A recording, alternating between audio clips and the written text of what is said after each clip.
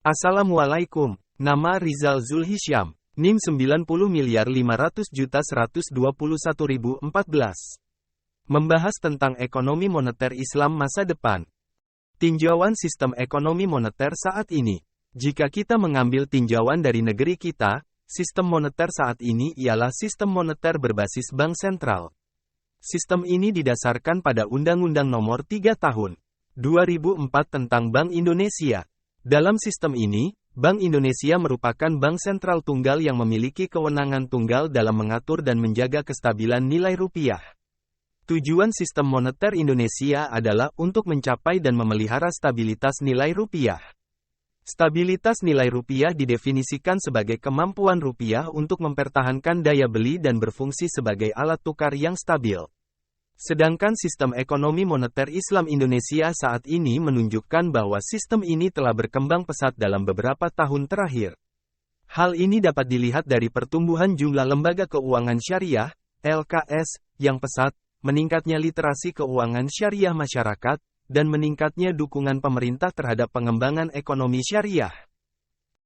Peluang penggunaan uang emas sebagai mata uang global.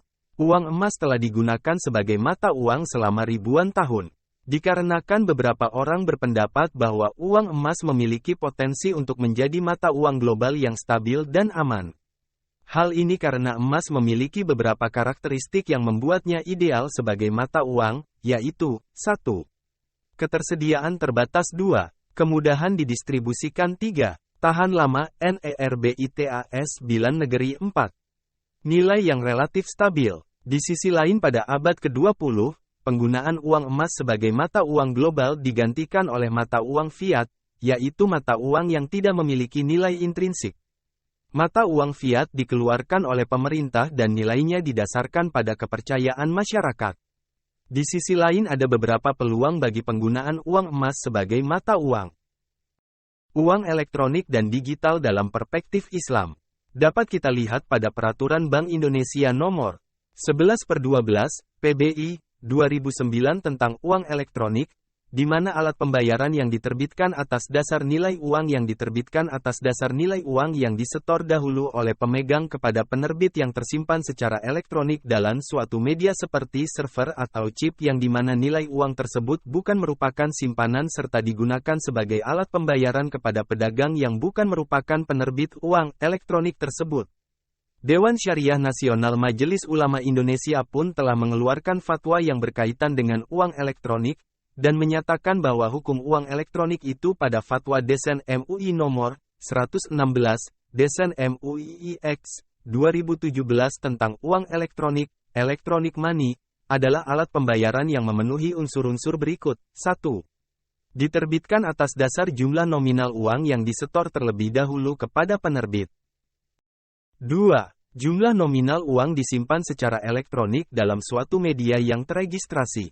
3. Jumlah nominal uang elektronik yang dikelola oleh penerbit bukan merupakan simpanan sebagaimana dimaksud dalam undang-undang yang mengatur mengenai perbankan. 4. Digunakan sebagai alat pembayaran kepada pedagang yang bukan merupakan penerbit uang elektronik tersebut.